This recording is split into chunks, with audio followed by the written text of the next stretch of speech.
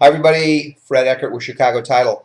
A lot of people ask me about tax sales, buying tax defaulted property because people have defaulted on their taxes. So I'm going to give you a little primer on this. This is going to apply primarily to Southern California. However, what I'm going to say will apply probably throughout most of the country, but you need to check your own county, check with your county tax assessor, recorder, clerk, or tax collector, and go on the web, take a look at it there. But I will say this is the biggest key for all of this is caveat emptor, let the buyer beware. Now, what happens with the tax sale? Well, I'm going to give you the Southern California one. In fact, the next auction for Southern California and San Diego is going to be March 18th. And you want to check your own to make sure that you know what the dates and so forth are.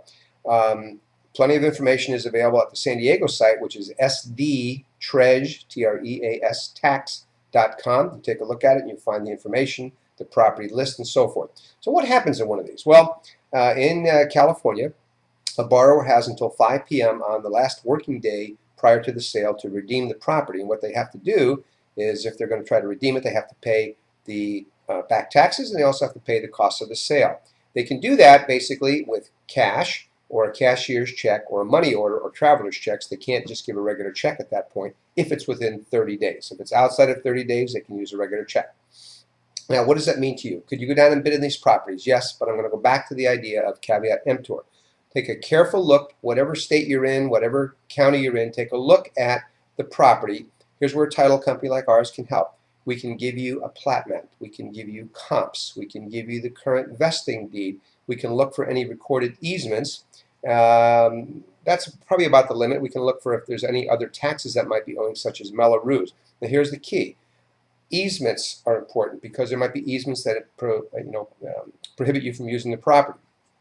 The property may be dedicated to some other purpose, like for a street or road widening or something. You want to make sure of that. You're going to want to make sure that there's not other taxing agencies who have agreed maybe to the sale but are not agreeing to take a loss on theirs. So you want to make sure that you know if there's other taxes owing. Mello-Roos comes to, for example, in California we have Mello-Roos, might be a possibility in other parts of the country also. So take a look at all of that. So can you bid on the property? Yes. What happens when you get the property? Will title insure that?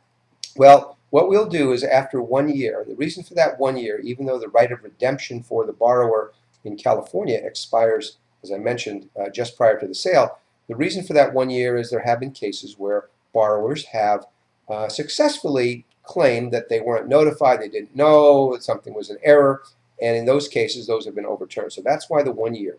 Now, will we insure at that point? We'll take a look at the property. We'll evaluate it, and if it can be insured, we will insure it at that point. So what you want to remember is that that's not something you necessarily have to have an escrow for. You just would contact us and say, I have this property, I bought it at this tax sale, it's been a year, I'd like to get it insured. And I think that's a great way to do it. You want to have property with title insurance. I think in most, you'll see now with the foreclosure situation we have, a lot of emphasis was put on title companies, and in fact the strength of title companies. And Chicago Title, we are the largest in the nation. So are there other things that you might want to know about? Yes, depending on where you're going to be bidding, you're going to have to register. You're going to have be able to pay for the property at the time of sale. In San Diego, in fact, if it's over $5,000, you can have basically an agreement with the county that says you'll pay a minimum amount and then pay the rest later on. So you can have that agreement with them.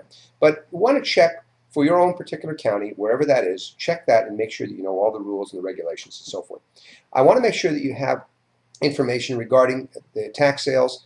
Again, check your state, check your county, and make sure that you contact the right people. Maybe it's our title company, maybe it's somebody else you work with that you trust, an attorney in some of those attorney states, but definitely caveat emptor. I'm going to repeat that once again. Just make sure that it's buyer beware. Now, last thing. If you're in Southern California in particular, but even if you're in other states, we're having a contest at my company for winning an iPad, and I would certainly love to win that. And if you are inclined to, and you can,